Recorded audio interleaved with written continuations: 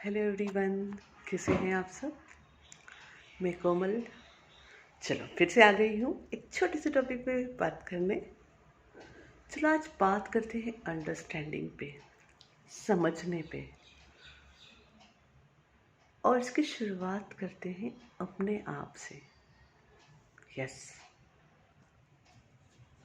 क्योंकि हम human beings, जो मैंने ऑब्जर्व किया, हम दूसरों को आसानी से समझने की कोशिश भी करते हैं। उनके उनको समझ के उन्हें रिस्पेक्ट करते हैं, ऑनर करते हैं। पर कई बार हम अपने आप से जुड़ना भूल जाते हैं।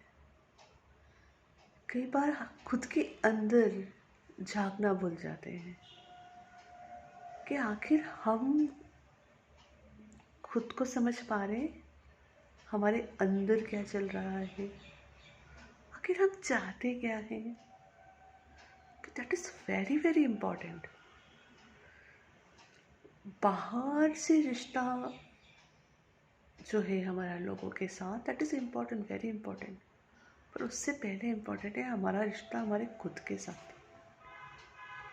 क्योंकि 24/7 अगर कोई आपके साथ रहता है तो वो आप खुद हो। राइट?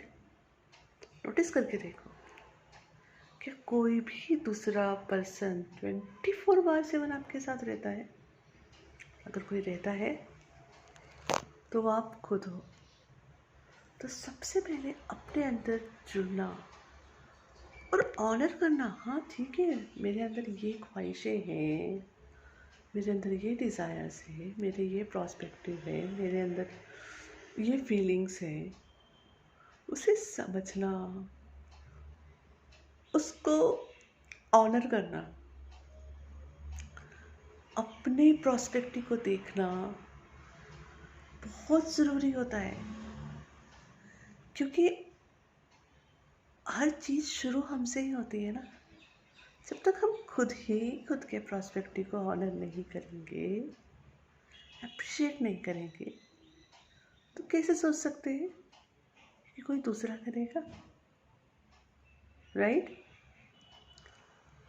तो क्या छोटी सी कोशिश की जा सकती है अपने आप से जुड़ने की।